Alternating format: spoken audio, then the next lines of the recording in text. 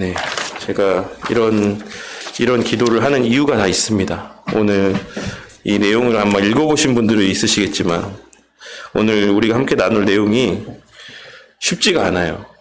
제가 솔직하게 말씀드리면, 저도 완벽하게 다 지금 이 내용들에 담긴 기독교 강요에서 언급되고 있는 칼빈의 어떤 그런 내용들, 기록한 내용들을 다 이해하지는 못했어요. 그래서 제가 어제까지도 늦게까지도 막 목사님들한테 또 여러 가지를 또 물어보고 막 뭐 강의들을 찾아보고 막 이랬는데 사실 이 부분의 내용들이 되게 명확한 개념들이 아니라서 이게 제가 명확하게 이건 이거다 라고 할 수 있는 여지는 없어요. 근데 다만 큰 개괄적인 부분에 있어서 우리가 개념을 정립할 수 있는 정도의 것만 오늘 이 시간 좀 말씀드리고 다루고 나누는 시간을 갖도록 하겠습니다. 그래서 오늘은 30페이지부터 32페이지 하나님의 섭리 바로 앞부분까지만 함께 나누는 시간을 갖도록 하겠습니다.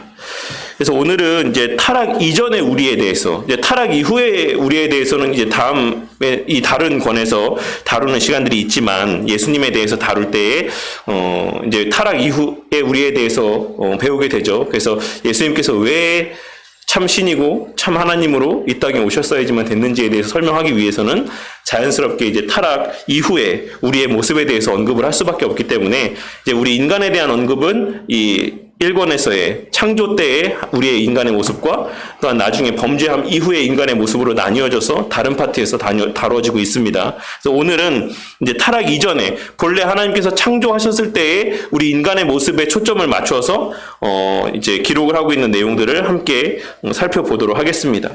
타락 이전에 우리는 이라고 하는 표제 아래에 보시면 이제 인간에 대한 지식을 함께 살펴보겠습니다.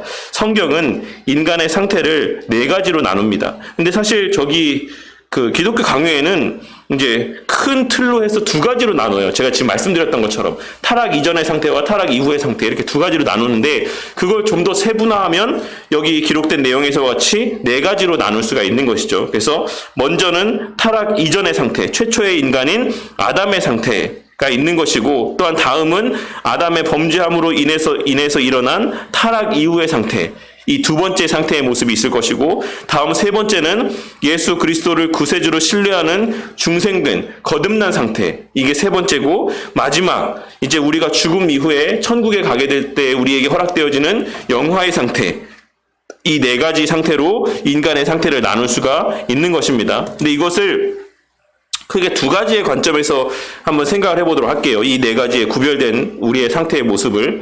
첫 번째로는 이제 죄의 관점에서 한번 보도록 하겠습니다. 그래서 죄의 관점에서 봤을 때 이 네 가지의 상태 가운데 나타내 보이는 삶의 모습들이 어떤 것이 있습니까? 처음에 이제 최초의 인간인 아담의 상태는 어떠했죠? 죄에 대해서 죄를 지을 수도 있고 짓지 않을 수도 있는, 이런 열려있는 그와 같은 상황 가운데 있었습니다. 아담은. 근데 그 이후에 타락한 이후 그 다음에는 이 죄에 대해서 어떻게 우리가 반응하게 되었습니까? 무조건적으로 죄를 지을 수밖에 없는 그와 같은 상황 가운데 처하게 되었어요. 그리고 나서 거듭난 중생된 상태의 우리의 모습은 어떠합니까? 죄를 지을 수 있죠. 죄를 지을 수 있지만 단지 차이점이 또 뭐가 있을까요? 이 타락 이후의 상태와 중생된 상태에서의 이 죄에 있어서의 어떤 반응이라는 것의 차이점이 뭐라고 생각하십니까? 제가 설교 때도 여러 번 말씀을 드렸었는데, 그러니까 거듭난 사람이 죄를 짓지 않는다라고 주장하는 사람들도 있긴 합니다. 근데 우리는 그렇게 믿지 않죠. 왜냐하면 우리가 실제적으로 저를 비롯해서 우리 모두가 죄를 짓고 살아가고 있기 때문에 그래요. 그러면 우리가 구원받지 않은 것인가? 라고 하는 어떤 말이 되지 않는, 성립이 되지 않는 어떤 논리들이 이제 도출될 수 있기 때문에 그렇습니다. 그러니까 거듭난 사람들, 그리스도를 주로 모시고 살아가는 사람들도 죄를 지을 수 있는데, 차이점은 무엇이냐? 첫째로는 그 죄에 머물러 있을 수 없다라는 것이에요. 그 죄에 주저앉아 있을 수 없다라는 것입니다. 무감각하게 죄 가운데 그냥 이리저리 휩쓸려 다니는 삶을 살아갈 수가 없다라는 것이에요. 또한 둘째로 이와 동일한 어떤 연장된 의미 가운데 있는 말씀이지만 회개하게 된다라는 것이죠. 그 죄가 죄인 것을 깨닫게 되고 그 입술을 열어서 하나님 앞에 죄를 고백하고 회개하게 된다라는 것입니다. 이 거듭나기 이전에, 그러니까 타락 이후의 삶에 있어서는 이 두 가지의 모습이 있을 수 없어요. 그 사람들이 죄가 죄인지도 모르고 그냥 죄 가운데 그냥 계속해서 엉덩이 붙이고 앉아서 거기에 주저앉아서 살아가고 있는 것입니다. 내가 죄를 짓고 있는지도 모른 채 그렇게 자연스럽게 당연히 회개도 있을 수가 없는 것이죠. 하지만 그리스도인에게 있어서는 설령 우리의 연약함으로 인해서 죄를 지을 수는 있지만 그 죄 가운데 주저앉아 있을 수 없다. 머물러 있을 수 없다. 라고 하는 것이고 또한 반드시 회개하게 되는 것이다. 그래서 돌이키고 하나님 앞에 자복하며 나오게 되는 것이다. 라고 하는 것을 우리가 꼭 명심해야지만 됩니다. 그리고 또 하나 덧붙이자면 죄의 경감성입니다. 그러니까 죄가 우리가 성화되어져 갈수록 그 죄를 범하는 정도와 범위에 있어서 줄어들어 갈 수밖에 없어요. 점점 더 심화되어져 갈 수 있는 것이 아니다라는 것입니다. 죄를 범할 수 있되 그 죄의 정도라는 것이 점점점 우리의 성화의 정도에 따라서 경감되어져 갈 수밖에 없다라는 것이고 그것은 저절로 그렇게 되는 것이 아니라 예전에도 설교 때 말씀을 드렸던 것처럼 우리가 죄에 대해서 반응하는 민감성의 정도가 점점 더 민감해져 가기 때문에 그래요. 그러니까 예전에는 별것 아닌 것처럼 여겨졌던 것들이 이제는 죄로 여겨지고 불편하게 여겨지고 점점 꺼려지는 내용들로 나에게 다가온다라는 것입니다. 그러니까 우리가 처음 주를 믿었을 때는 아무렇지도 않게 여겨졌던 것, 그냥 뭐 예배도 바쁜 일이 있으면 그냥 안 드릴 수 있고 또 여러 가지 우리가 당장에 내 눈앞에 이익이 되는 거라면 조금 한 번 실수하고 그냥 또 이득을 취할 수도 있는 것이지라고 생각했던 이런 별것 아닌 것처럼 여겨졌던 일들이 우리가 점점 신앙의 삶을 살아가고 하나님께서 나에게 행하신 일들과 하나님의 어떤 존재적인 속성에 대해서 깨달아 가면서 이것이 아니구나. 이게 우리가 나타내 보여야 될 우리가 반응해야 될 삶의 모습들이 아니구나라는 것들을 점점 깨달아져 간다라는 것이죠. 그래서 우리가 신앙의 여정들이 더 바른 방향으로 나아가게 될수록 이제 점점 죄와는 멀어져가는 삶을 살아가게 된다는 거예요. 완전히 죄가 없이 살아가는 삶을 산다는 게 아니라 죄에서 점차 멀어져가는 삶. 그리고 사소한 죄도 우리에게 민감하게 여겨지는 그러한 삶의 모습으로 변화되어져 간다는 것을 꼭 기억해야지만 되겠습니다. 그래서 제가 바울의 예를 들어서 바울 사도의 예를 들어서 말씀을 드렸었죠. 바울 사도가 내가 죄인 중에 괴수다라고 고백을 하면서 늘 자신에 대한 어떤 자신의 죄에 대한 고백들을 할 때 물론 자신의 과거에 지었던 죄에 대한 것들에 대해서 비롯된 마음일 수도 있지만 지금 살아가는 바울이 나타내 보이는 순간순간 나타나는 어떤 육적인 감정들 이러한 것들에서 오는 그런 찔림들, 눌림들 이러한 것에서 비롯된 고백이기도 하다라는 것을 우리가 꼭 깨달아야지만 되는 것입니다. 그래서 바울이 그때도 말씀드렸지만 엄청난 죄를 졌겠습니까? 예수 믿고 사도의 역할들을 감당하고 예수님 만나서 사도의 어떤 그런 복음 전파의 사명들을 감당하면서 얼마나 큰 죄를 졌겠습니까?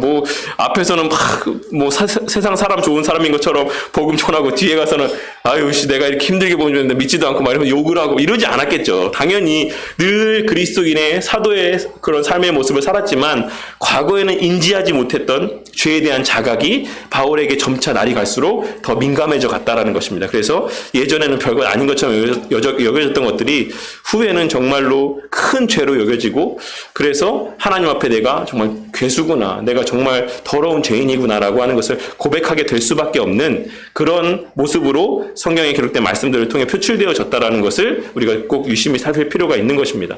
마치 쉽게 우리가 많은 예를 들 때 많이 설명드리는 것처럼 이렇게 밝은 빛일수록 아침에 밝은 빛일수록 그 빛에 비춰진 사소한 먼지들까지도 우리의 눈에 잘 띄어지는 것처럼 그렇게 우리가 그 빛 되신 예수님께 또 하나님께 가까이 나아갈수록 그 빛의 본체 안에 들어가게 될수록 우리 안에 떠다니는 작은 정말 평소에는 예전에는 보이지도 않았던 지금 이럴 때 보이지도 않는 그런 작은 먼지들이 정말 그 빛의 본체이신 하나님 앞에 나아갈수록 그 사소한 떠다니는 작은 먼지 하나도 보여지는 것처럼 우리의 죄가 그렇게 우리의 눈에 명확하게 보여진다라는 것이에요. 그래서 우리가 회개하지 않을 수가 없고 겸손해지지 않을 수가 없다라는 것입니다. 그리고 이제 영화의 상태가 되면 어떻게 된다라고 말씀드렸습니까? 절대로 죄를 지을 수 없는 그와 같은 상태 가운데 우리가 거하게 된다. 이것이 어떤 의지적인 것을 이야기하는 것이 아니라 이게 어떻게 이런 결과들이 도출되어진다라고 말씀드렸습니까? 우리가 완전하게 하나님의 뜻과 우리의 생각이 일치되어진다라고 말씀을 드렸어요. 그 결과로서 우리가 죄를 짓지 않게 되는 것이지, 천국에 가서는 뭐 의지적으로 막 이제 죄를, 아유 내가 천국에 왔는데 죄 지면 안 되지, 이렇게 해서 죄를 안 짓는 게 아니다라고 말씀을 드렸어요. 그러니까 우리가 행하는 말하는 모든 게 우리의 뜻이 하나님의 뜻과 완전히 일치되어지고 천국에 가서 하나님과 완전 같은, 그와 같은 동일한 속성 가운데 하나님의 형상을 회복하게 되기 때문에 우리가 먹는 것, 입는 것, 쓰는 것, 말하는 것, 모든 숨쉬는 모든 것까지 다 그것이 하나님의 영광을 위한 것이 된다라는 것이에요. 우리의 자아가 거기에 들어가지 않고 우리의 이기적인 속성이 거기에 들어가지, 개입되지 않는다라는 것입니다. 그래서 우리는 우리 마음대로 천국에서 삶을 살지만, 만약에 그렇다라고 하면 얼마나 이게 천국도 천국이 아니겠습니까? 내가 아이고 천국에 왔는데 이렇게 하면 안 되지, 내가 천국 백성인데 이런 삶을 살면 안 되지, 이런 말하면 안 되지, 이렇게 그것을 매번 신경 쓰면서 살아야 되면 그게 얼마나 피곤하겠어요. 근데 그게 아니라 지금처럼 나는 내가 하고 싶은 대로 살아가는데, 내가 먹고 싶은 거 먹고 내가 가고 싶은 데 가고 하고 싶은 거 하는데, 지금에는 나의 어떤 자아로 인해서, 오염된 자아로 인해서 때로는 죄를 짓기도 하지만, 천국에서는 그 모든 게 하나님 앞에 기쁨이 된다, 영광이 된다 라는 것을 의미하는 것이에요. 그래서 천국에서는 우리가 행하는 모든 것이 다 죄가 아니다, 죄가 될 수 없다 라는 의미가 바로 그런 맥락에서의 말씀이다라는 것을 꼭 기억하셔야지만 되겠습니다. 이렇게 우리가 개념을 바르게 정립을 해놔야지만 천국이라는 곳에 대해서 바른 인식이 있을 수 있어요. 많은 사람들이 천국을 좀 불편한 곳, 왜냐하면 우리가 지금 여전히 죄된 본성이 남아있는 상태에서 천국을 떠올리다 보니까 그게 지금 내 남아있는 본성과는 맞지 않다라고 생각하는 거예요. 그 예배만 드린다고? 착한 일만 한다고? 선한 말만 한다고? 야, 이건 좀 아닌 것 같은데? 좀 너무 불편할 것 같은데? 이런 마음이 들지만, 그러니까 지금은 다 이해할 수 없죠. 왜냐하면 우리가 우리의 생각도, 뭐 뒤에도 제가 말씀을 드리겠지만, 우리의 생각이나 우리 전 인격의 모든 요소가 다 아직은 여전히 죄로 오염되어 있기 때문에 그렇습니다. 그래서 우리가 천국에서의 우리의 삶이라는 것을 온전히 다 이해할 수가 없어요. 그것이 다 온전히 우리에게 좋게 여겨질 수도 없고,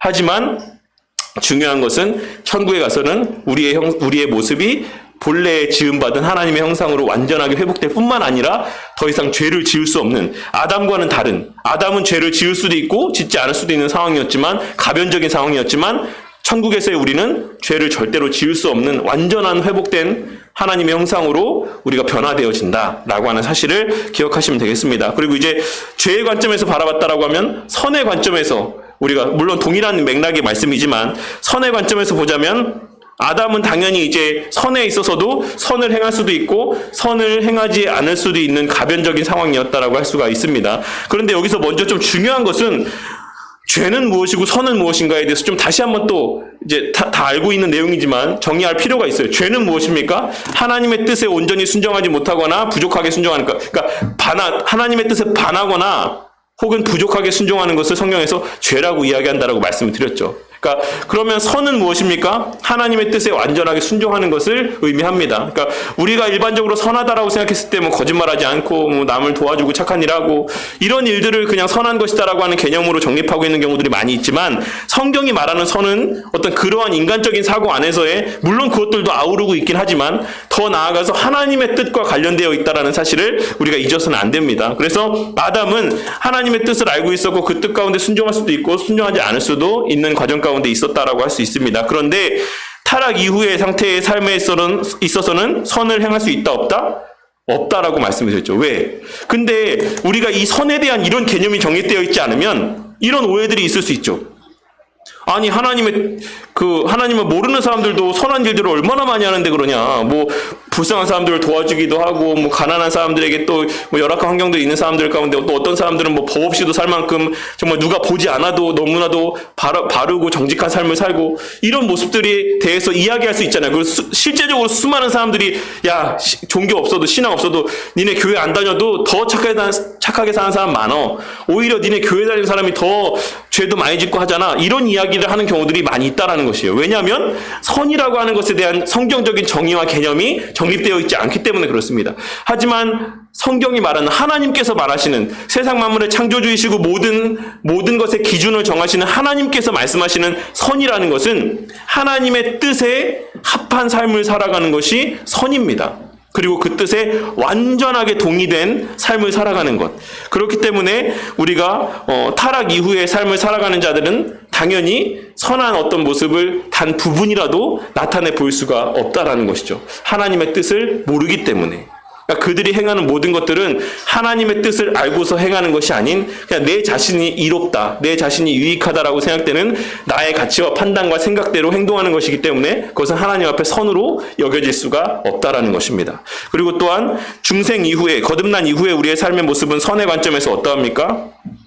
선을 추구하며 살아갈 수 있게 되죠. 하지만 그것이 완전한 선은 아니다라고 말씀을 드렸어요. 제가 설교 때 여러 번 말씀드렸던 것처럼 우리가 예배드리는 것, 물론 선한 일이죠.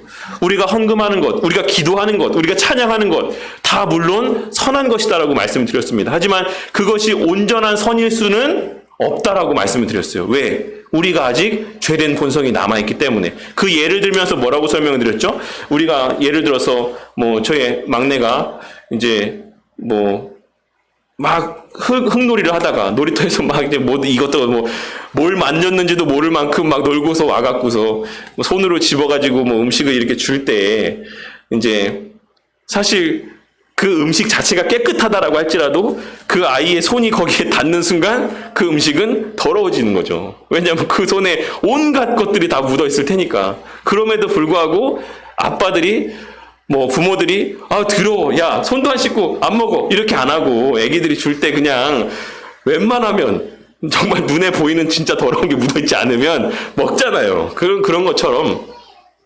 우리가 우리의 드려지는 예배라고 하는 것, 우리를 통해 드려지는 여러 신앙의 헌신들이라고 하는 것이 물론 그 모양이라는 것, 그 자체, 예배라고 하는 자체는 거룩하고 귀한 것이지만 그것이 우리라고 하는 아직 죄성이 남아있는 우리라고 하는 대상을 통해서 하나님 앞에 드려질 때에는 그것이 오염돼서 하나님 앞에 드려지는 것이 되는 것이에요. 우리를 통할 때. 그래서 하나님께서 본래 우리의 예배나 우리의 기도나 우리의 모든 어떤 신앙적인 헌신들을 하나님께서 받아주실 의무도 없고 또 사실 엄밀한 의미에서는 받으실 수도 없는 것이다라는 것입니다. 그런데 하나님께서 그거를 아이고 잘했다, 너무 귀하다, 내가 너무 기쁘다 라고 말씀해 주시는 거죠. 누구 때문에? 그리스도 때문에.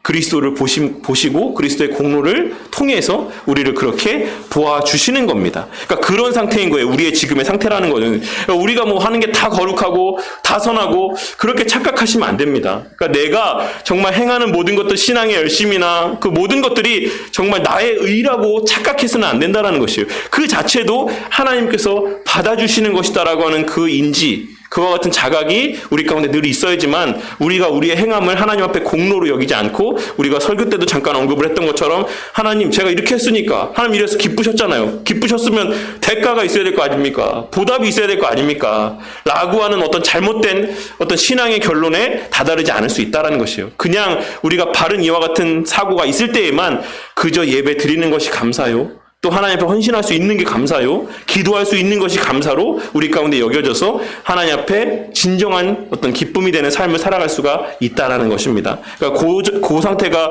중생된 상태인 것이고 이제 영화의 상태가 되면 앞서도 말씀드린 것처럼 우리의 생각하는 모든 바가 다 하나님의 뜻과 일치가 되어지기 때문에 우리의 행하는 모든 것이 다 하나님 앞에 기쁨으로 온전한 기쁨으로 여겨지고 선한 것으로 여겨지게 된다라는 것입니다. 이처럼 이 네 가지의 상태를 죄의 관점과 또 선의 관점에서 나뉘어서 생각해 봤을 때 이런 내용들을 우리가 또 생각할 수 있다라는 것입니다.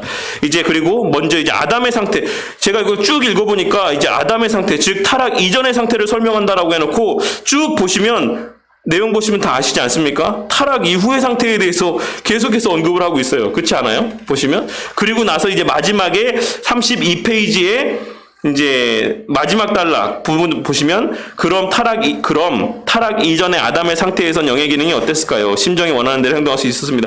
요 한 줄, 심정이 원하는 대로 행동할 수 있었습니다. 이 한 줄로 지금 이 타락 이전의 상태에 대한 말이 다 대체되어지고 있는 겁니다. 그래서 이 타락 이후의 상태에 대해서 쭉 이렇게 이야기를 하면서 타락 이후의 상태는 이렇다. 하지만 타락 이전의 상태는 이것과 달리 이럴 수 있었다. 이렇게 지금 내용을 풀어가는 어떤 방식을 취하고 있는 것 같습니다. 그래서 한번 보시면 먼저 아담의 상태, 즉 타락 이전의 상태를 설명하겠습니다. 인간은 영과 몸으로 구성이 되어 있습니다. 그래서 일부에서는 이제 영과 혼과 육이라고도 삼분설을 주장하는 사람들도 있긴 한데 성경에서 영과 영혼, 이 용어는 사실, 그러니까 영과 혼, 이 용어는, 동일한 표현을 이렇게 다른 용어들로 풀어서 설명하고 있는 것으로 보는 게 우리의 견해입니다. 그래서 우리는 영과 육으로 이렇게 이분설로 나눈다라고 하는 사실을 기억하시면 되겠고, 몸은 현재 우리가 보고 만지고 있기 때문에 그렇게 큰 문제가 되지 않습니다. 하지만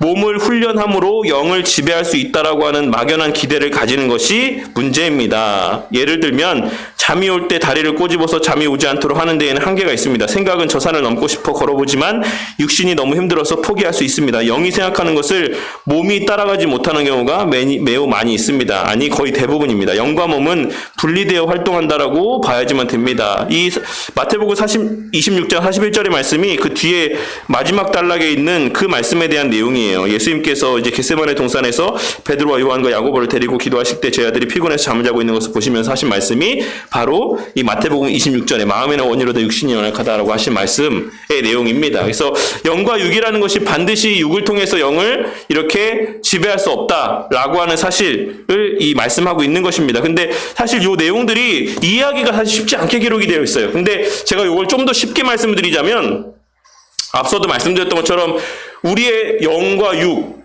우리의 어떤 신체, 우리의 어떤 전 인격을 구성하고 있는 이 영과 육, 나중에는 이제 이 영이라는 부분에 있어서 좀 더 어려운 용어들로 풀어서 설명하고 있지만, 그냥 쉽게 얘기해서 영이라고 하는 모든 큰 하나로 아우르고 있는 이 개념, 이 영이라고 하는 이 속성이, 이 존재가 어떻게 되어 있습니까? 부패되어 있죠. 우리가 타락한 이후에, 아닙니까? 부패되어 있지 않습니까? 죄로 오염되어 있잖아요. 그렇기 때문에 이 영이라는 것도 이런 오염된 모습을 표출해낼 수밖에 없는 것이고, 또한 동시에 육은 말할 것도 없고, 육도 당연히 부패된 어떤 제한된 속성으로, 그러니까 아담이, 그걸 우리가 구원받은 이후에 천국에서의 우리의 육신이라는 것이 늙지 않고 노쇠하지 않고 이렇게 어떤 죽음과는 관련이 없는 그와 같은 완전한 몸을 육신을 허락받는다라고 성경이 말씀하고 있는 것이죠. 근데 우리가 오염된 우리의 몸은 어떠합니까?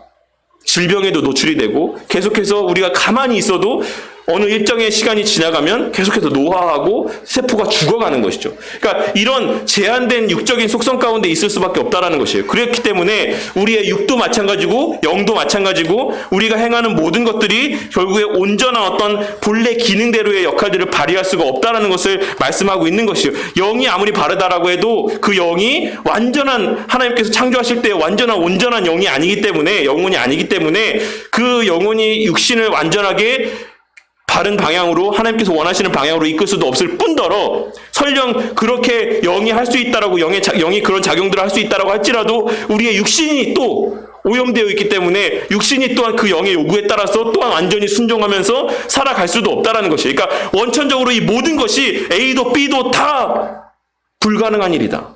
A도 불가능한 존재고 B도 불가능한 존재라서 이 A와 B가 결합되었고 완전한 어떤 본래 형상대로의 삶의 모습을 나타내 보이는 것, 원래 처음에 하나님께서 창조하신 기능대로 나타난 그런 표출되어지는 삶을 살아가는 것은 불가능하다라는 것을 이야기하고 있는 것입니다. 전체적인 내용이. 그런 것을 좀 염두에 두고 말씀을 보시면 좀 더 쉽게 이해가 될 거라고 생각해요. 근데 내용이 사실 좀 쉽지 않게 기록이 되어 있긴 해요. 그래서 영에 대해서, 육도 그렇고 영에 대해서도 생각을 해봅시다. 영은 보이지 않고 형체가 없습니다. 인간은 영과 몸이 함께 있으면 살아있지만 영이 몸을 떠나면 죽습니다. 영과 몸이 분리되어 활동하는 것처럼 보이지만 실제로 또한 분리가 되면 몸은 죽고 맙니다. 그래서 이 말은 영과 육이라는 것이 밀접한 연관성 가운데 있다라는 것을 이야기하고 있는 것이죠. 그래서 물론 따로따로 작용되어지는 모습들이 있지만 그럼에도 불구하고 또한 하나로 밀접하게 결합되어져 있다는 것을 이야기하고 있는 것입니다. 그래서 영은 볼 수 없기 때문에 영의 기능들을 통해서 영의 실체, 이런 것들을 파악할 수가 있다라고 이야기를 하고 있어요. 그래서 이 영을 구성하고 있는 요소가 무엇인가라고 하는 것을 지금 이 마음과 심정으로 구별해서 언급을 하고 있는 것입니다. 그래서 마음은 지성과 같은 것으로 생각하는 주체다라고 이야기를 하고 있고, 그 마음에는 지성과 오성과 이성이 있다. 심정에는 의지와 감정이 있다. 이렇게 이야기를 하고 있어요. 이거 혹시 이거 읽으시면서 이거 이해가 되신 부분 있으세요? 오성이라는 말 들어보신 적 있으십니까? 오성? 이성은 아시겠죠? 이성이란 말은 들어보셨죠? 오성에 대해서 혹시 들어보신 적 있어요? 지성은 들어보셨을 거라고 생각하고, 지성. 이 오성에 대해서 한번 들어보신 적 있으세요? 오성은 이 오자가 숫자 5오가 아니에요. 나 오자입니다. 나 오자. 나에 대한, 내가 생각하는 바에 대한 생각. 그러니까 제가 그래서 이 오성이 뭔가를, 저도 사실 이게 정립이 안 돼가지고, 이게 철학자들의 철학 개념이거든요. 그래서 이거를 유튜브에 한번 쳐보시면 철학자들이 이 이성과 오성에 대해서 설명하고 있는 부분들이 엄청 많아요. 근데 하나같이 아마 들어보시면 아무리 쉽게 설명을 하고 있는 철학자들의 말이라고 할지라도 사실 이해하기가 쉽지 않으실 겁니다. 왜냐하면 철학자들마다도 뭐 니체, 칸트, 뭐 헤겔, 이 사람들마다도 이성과 오성에 대해서 정립하고 있는, 정의하고 있는 이 범주가 다릅니다. 다.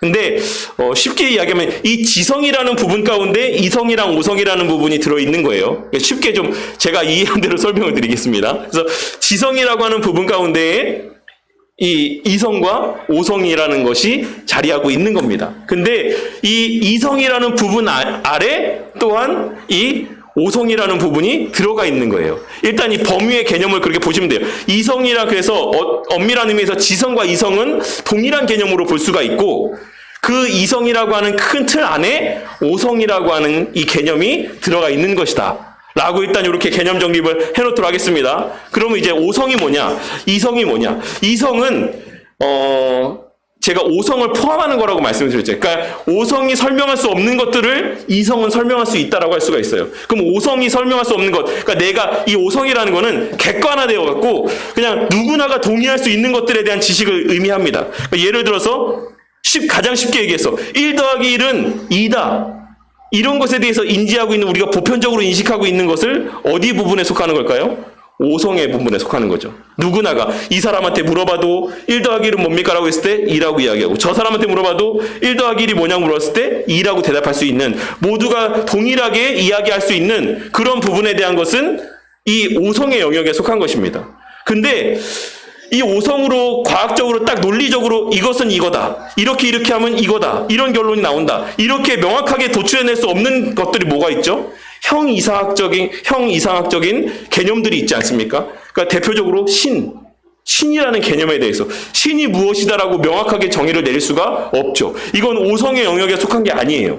우리가 과학적으로 신은 이런 존재다라고 하는 명확한 결론을 통해서 모든 사람이 동의할 수 있는 결론을 도출해낼 수 없잖아요.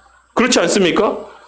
자유라고 하는 개념들, 이 자유라고 하는 개념에 대해서 무엇이 자유인가라고 하는 것에 대해서 모든 사람이 공통되게 자유는 이거야, 그래, 이렇게 이야기했을 때 전 세계 60억 인구가 다 그래, 자유는 그거지, 이렇게 동의할 수는 없는 것이에요. 사람마다 처해 있는 환경들마다, 시대마다 그 모든 개념들은 유동적으로 변화되어질 수 있는 것이죠. 그러니까 이런 것들, 이런 뭐 신이라든지 자유라는 개념이라든지 이런 거는 그러면 어디 영역에 속한 겁니까? 이성의 영역에 속한 것이죠. 그러니까 이성이 더 큰 개념인 거고, 오성은 그 안에서 우리가 공유할 수 있는, 모두가 동의할 수 있는 그와 같은 인식들, 이런 것들, 과학적 개념들, 이런 것들이 오성의 영역에 속한 것이다라고 할 수가 있는 것입니다. 여기까지만 설명을 하도록 할게요. 여기까지도 지금 사실 이게 너무 어려운 말들이고 용어라고 할 수가 있는데, 그래서 이게 칸트 같은 경우는 칸트가 이걸 엄청나게 중요하게 다뤘대요. 이 이성과 오성이라는 개념에 대해서 늘 분리해서 사용을 하고, 어쨌든 그렇게 이야기를 했다라고 합니다. 그래서 네, 이제 요 정도까지, 요 부분에 대해서는 저도 사실 제가 뭐 철학을 전공하지 않았고, 제가 그런 생각, 이거를 하면서 어떤 생각까지 했냐면, 이럴 줄 알았으면 제가 행정학과를 나온 게 아니고 철학과를 가서 철학을 배웠을 텐데, 이런 생각이 들 정도로 이게 진짜 철학자들마다 얘기하고 있는 바가 다 다르고, 또 더더군다나 이제 칼빈이 기독교 강요에서 이 이성과 오성에 대해서 언급하고 있는 부분이 정확히 무엇인지에 대해서 명확하게 알 수는 없어요. 솔직하게 지금의 상황에서. 하지만 이 이성과 오성이라는 것이 정확하게, 그러니까 큰 테두리 안에서는 이러한 개념이다. 그러니까 지성 안에 이성과 오성이 들어있는데, 이성이 더 큰 개념이고 오성은 그냥 객관화해서 모든 사람이 동의하고 공유할 수 있는 그와 같은 지식을 오성의 영역에 있는 지식이라고 이야기를 할 수가 있는 것이고, 모든 사람이 저마다 개념들을 갖고 있는, 뭐 사랑이라고 했을 때 어떤 사람에게 있어서 사랑이라는 게 누구는 너무 뜨겁고 따뜻한 거지 이렇게 생각하는 사람이 있을 수 있고, 또 어떤 사람에게 사랑은 야 너무 차갑고 냉정하고 아픈 거야 라고 이야기하는 사람들도 있을 수 있고, 그와 같이 저마다의 어떤 판단에 의해서 이렇게 다르게 적용될 수 있는 부분의 어떤 이런 감정이나 개념들은 이성의 영역에 속한 것이다라고 할 수가 수가 있는 것이죠. 그래서 이런 것들을 다 아우러서 인간의 지성의 영역에 속해 있는 내용들이다라고 할 수가 있는 겁니다. 그러니까 그것이 바로 이 영에서, 이 마음에서 비롯되는 것이다라고 하고 있는 거예요. 지금 이 내용이. 그러니까 영이 마음과 심정으로 구별될 수가 있는데 마음에는 이런 요소들이 있다라고 이야기를 하고 있는 겁니다. 그럼 이제 심정에 대해서, 심정은 이제 의지와 감정이라고 할 수가 있는 것이죠. 그래서 생각할 때는 주로 마음 또는 지성이 활동을 하기 마련인 것입니다. 그리고 하지만 우리가 또한 그와 같은 어떤 마음, 지성 이런 것들이 활동하기 위해서 그 이면에서 또한 이런 감정적인 부분들이 작용을 한다라는 것을 우리가 잘 알고 있는 것이죠. 심정이, 그와 같은 심정들이 또한 우리의 삶을 움직이는 하나의 원동력이 되기도 한다라는 사실을 잘 알고 있습니다. 그래서 예수님께서 겟세마네 동산에서 베드로와 요한과 야고보를 데리시고 기도할 때 제자들이 피곤해서 잠을 자고 있는 것을 보시고 마음에는 원이로되 육신이 약하도다 라고 말씀하셨습니다. 여기서의 마음이라는 것은 본래의 영을 의미합니다. 그래서 이 말씀은 영이 정말 원하는데 몸이 따라가지 못한다라고 하는 것을 말씀하고 있는 것이죠.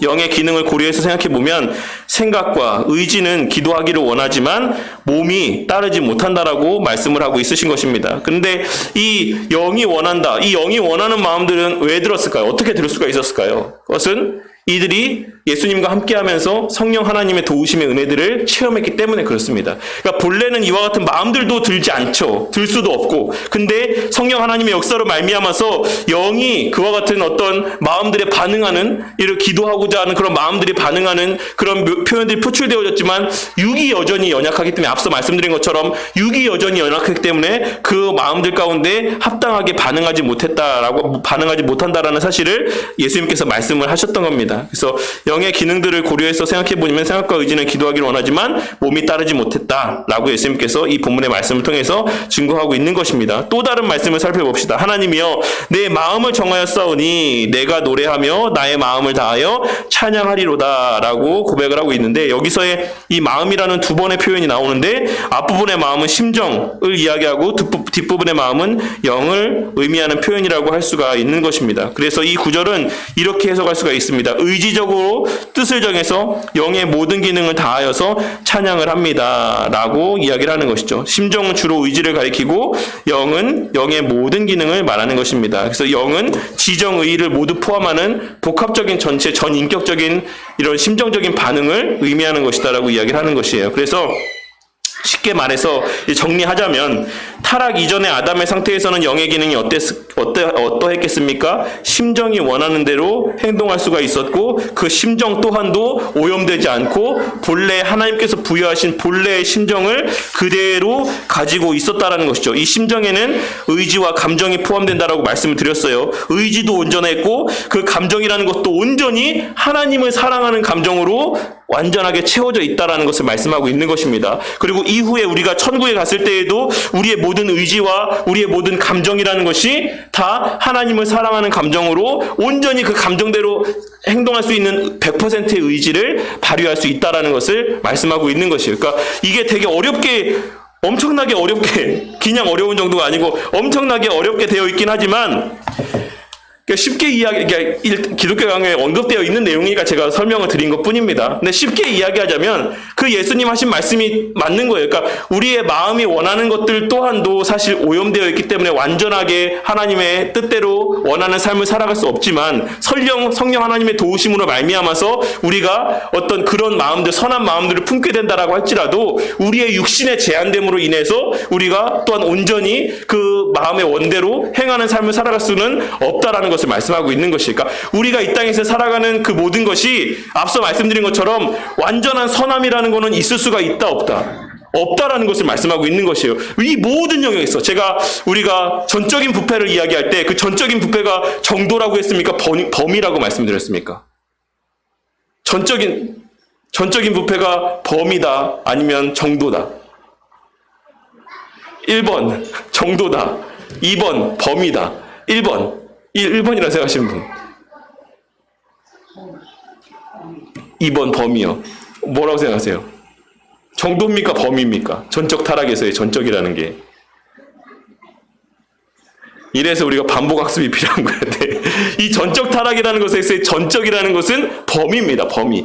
전 영역이 타락했다라는 것이요. 이 전 영역에 속하는 부분이 지금 이야기하고 있는 이 여기서 어렵게 막 이것저것 막 설명하고 있는 이 모든 부분을 이야기하고 있는 것이에요. 영이라고 했을 때 그 마음과 심정, 그리고 지성이라고 했을 때 지성과 오성과 이성, 이 모든 육신뿐만이 아니라 우리 내적인 영적인 모든 부분도 지성도 이성도 오성도 육신의 모든 감정도 의지도 육신의 모든 속성들도 다 부패했다.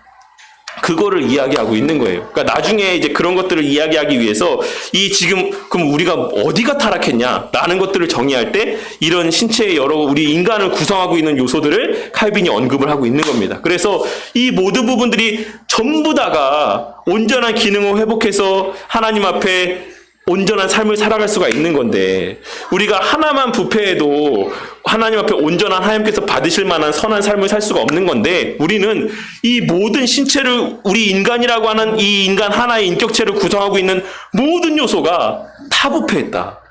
그렇기 때문에 우리가 하나님 앞에 선한 일을 행할 수 있는 게 말이 된다 안 된다? 안 된다라는 것을 이야기하고 있는 거예요.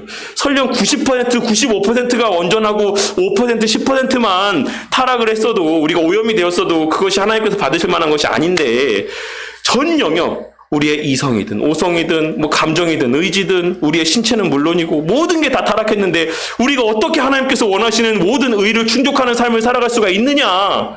그러니까 인간이 노력해서 구원을 얻을 수 있다는 게 얼마나 말이 되지 않는 것이냐라고 하는 것을 이제 계속해서 이어서 이야기해 나아가고 있는 그 시발점이 되고 있는 거예요. 우리가 이렇게 많은 요소들이 인간이라고 하는 복잡한 하나의 이 인격체 안에 사람이라고 하는 존재 안에 이런 많은 요소들이 있지만 그 많은 요소들이 다 철학자들이 이야기하는 그 모든 구석구석의 그 모든 요소들이 다 타락했다. 다 오염됐다. 다 변질됐다. 라고 하는 사실을 이야기하면서 우리가 타락하지 않았을 때, 죄로 오염되지 않았을 때만 아담이 갖고 있었던 그 모든 이성과 오성이 온전했다. 그렇기 때문에 그는 하나님께서 모든 피조물들을 그 앞에 갖고 놨을 때 순간적으로 그 모든 것의 특성들을 파악할 수가 있었고 그 개개의 모든 그 동물들마다 대상들마다 이름을 부여할 수 있었죠. 완전한 그 지혜, 지성과 오성과 이 모든 것들이 온전하였다라는 것을 나타내 보이는 하나의 단적인 예라고 할 수가 있는 것입니다. 어쨌든 과거에 그러했다라고 하는 것을 우리가 기억을 하시고 그래서 그렇기 때문에 우리 가운데는 끊임없이 이런 내적인 갈등이 일어날 수밖에 없다라는 것을 이야기하고 있는 것이에요. 그것이 당연한 것이다. 우리가 살아가면서 하나님께서 말씀을 들려주시잖아요. 너 이렇게 살아야 돼. 이게 그리스도인의 삶이야. 라고 했을 때 우리가 겉으로는 설교 말씀을 들을 때는 그렇지. 그렇게 살아야지. 그게 그리스도인의 삶이지. 라고 이야기하는데 뒤돌아서 우리의 삶의 현실로 돌아가면 이래서 안 되고 저래서 안 되고 야 이렇게 하면 또 안 될 것 같고 이렇게 하면 좀 힘들 것 같고 이런 여러 가지 내적인 갈등을 겪게 되는 게 우리가 특별히 더 못났고 우리가 부족하고 그렇기 때문에 우리에게 발견되는 신앙의 선배들은 안 그랬을 텐데 왜 나만 이러지? 또 다른 사람들은 안 그럴 것 같은데 왜 나만 이런 마음이 들지? 라고 할 것이 아니라 모든 사람에게 그것이 아브라함이든 다윗이든 모세든 모든 사람에게는 다 그 피조된 아담의 범죄 이래로 태어난 이 땅에서의 모든 피조물들은 다 그와 같은 내적인 갈등들을 겪게 되어 있었다. 겪었다. 그리고 우리도 지금 겪고 있는 것이고 앞으로도 천국에 가기 전까지 끊임없이 우리 가운데 그 내적인 갈등은 일어날 수밖에 없다라는 사실을 말씀하고 있는 것입니다. 그래서 우리가 그로 인해서 시리에 빠지고 낙심하고 절망하고 막 자기 스스로를 막 그렇게 너무나도 비하하고 할 필요가 없다라는 것이에요. 당연한 것이니까. 그러할 때 우리에게 누가 있다? 하나님께서 있다. 하나님이 존재한다라는 사실을 깨닫고 다시금 하나님 앞에 나아가는 것이죠. 하나님 도우심을 구하면서 그럼에도 그 부족한 열악한 환경 중에서도 조금이나마 하나님께서 기뻐 받으실 만한 행위를 할 수 있는 하나님의 도우심의 은혜를 구하며 나아가는 겁니다. 이렇게 우리가 우리의 인간의 타락에 대해서 우리의 인간의 완전한 전적인 타락에 대해서 인지하고 살아갈 때 누가 교만할 수 있겠습니까? 누가 다른 사람들 앞에 자랑할 수 있겠습니까?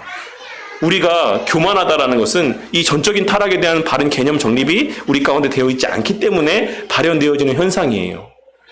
그러니까 우리가 성경을 바르게 알수록, 말씀을 바르게 알수록, 그리고 하나님에 비추어서 나의 모습을 또 이렇게 볼수록 우리가 겸손해져 갈 수밖에 없다라는 것이고 그런 맥락에서 성경의 지식이 쌓이면 쌓일수록 정말로 벼가 고개를 숙이듯이 우리의 인격이라는 것, 우리의 자아라는 것은 겸손하여져 갈 수밖에 없다라는 것을 우리가 깨닫게 되는 것입니다. 그래서 오늘 여기까지만 우리가 다루도록 하겠습니다. 혹시 질문이나 좀 이해가 안 되시는 분 있으십니까? 물론 있으시겠죠. 저도 있는데. 근데 저는 이 정도가 최선이라고 생각합니다. 뭐, 제가 이제 또 계속해서 또 철학적인 개념에 대해서 좀 더 공부를 하고, 목사님들하고도 또 종종 스터디를 하면서 또 이런 개념들에 대해서 좀 더 쉽게 설명할 수 있는 게 어디 있을까라고 좀 이렇게 고민해서 나중에 또 기회가 되면 또 이런 이성과 오성에 대해서 또 여러 가지 그러니까 인간의 본성을 이루고 있는 이런 부분들에 대해서 좀 깊이 있는 이야기들을 나누는 시간을 갖도록 하겠습니다. 네. 따로 그거 외에 이성과 오성 외에 따로 질문 있으십니까? 네. 없으시면 제가 기도하고 마치도록 하겠습니다. 기도하겠습니다. 하나님 감사합니다. 오늘 이 시간에도 부족한 종을 통해서 또 하나님의 또 우리를 향한 지혜의 말씀들, 또 지식적인 내용들을 또 들려주시고 깨닫게 해주심에 감사를 드립니다. 비록 부족한 종의 언약으로 인하여서 또 그 깊이 있는 또 칼빈 선생님이 기록했던 또 수많은 철학자들이 또 오늘날에도 언급하고 있는 또 이성과 오성이라고 하는 지성을 이루는 부분들에 대해서 완전하게 다 설명을 해주지 못했다고 할지라도 적어도 우리가 알아야 될 부분, 인간의 지성 가운데는 그런 이성적인 부분과 또한 오성적인 부분들이 함께 결합되어져 있다라고 하는 사실에 대한 깨달음만이 또 분명하게 자리할 수 있게 하여 주시고, 무엇보다 우리가 분명하게 깨달아야 되는 것은 그 모든 이성적인 영역과 오성적인 모든 영역들이 다 부패되어져 있다라고 하는 것, 우리의 지정의가 정말 하나같이 부패되지 않은 부분들이 없다라는 사실을 또 깨닫게 됨으로 말미암아 우리가 살면서 경험하게 되는 모든 내적인 갈등 속에서 스스로를 지나치게 또 무가치하게 여기는 그와 같은 낙심 가운데 빠지지 않도록 은혜를 베풀어 주시옵소서. 아브라함도 다윗도 성경에 기록된 그 어떤 위대한 인물들이라 할지라도 동일하게 우리가 겪고 있는 이와 같은 내적인 갈등들을 겪을 수밖에 없었다는 사실을 또 깨닫게 하여 주심으로 위로받게 하여 주시고, 그렇기에 더 그리스도를 바라보고 하나님을 바라보는 우리 모두가 되게 하여 주심으로 모든 영광을 하나님께만 돌리며 늘 겸손한 신앙의 삶을 살아가는 주님의 자녀들이 될 수 있도록 은혜 베풀어 주시옵소서. 또 오늘 우리가 함께 나눈 이 내용에서의 어떤 부분들이 조금이나마 또 우리 마음 가운데 잘 새겨짐으로 우리가 훗날 또 다른 말씀들을 보고 또 성경들을 이해하고 또 교리적인 지식들을 배우게 될 때 또 이 부분적으로 깨닫게 된 것들이 또 우리 마음 가운데 또 되새겨지게 하여 주셔서 그 모든 지식들이 훗날 하나로 잘 엮여져서 하나님을 온전히 알아가는데 또 보탬이 되는 또 귀한 지식이 될 수 있도록 은혜 베풀어 주시옵소서. 한 주의 삶이 또 시작이 되었습니다. 주님, 각자의 자리에서 또 하나님의 영광을 드러내며 또 우리의 모습을 보며 또 우리를 축복하는 말들이 고백되어질 만한 그와 같은 그리스도인으로서의 바람직한 삶을 살아가는 우리 모두가 되게 하여 주셔서 우리의 삶이 다른 이들의 저주의 통로가 되는 것이 아닌 다른 이들의 축복의 통로의 역할들을 감당하는 복된 한 주의 삶을 살아가는 우리 모든 바른교회 성도님들 되게 하여 주시옵소서. 그리하여서 한 주간도 주님께서 예비하신 은혜들을 충만히 맛보고 누리다가 또한 주일에 또 그 감사의 제목들을 가득 안고 이 예배 자리 가운데 발걸음할 수 있도록 은혜 베풀어 주시옵소서. 모든 것 감사드리며 우리 주 예수 그리스도 이름 받들어 기도드렸습니다. 아멘.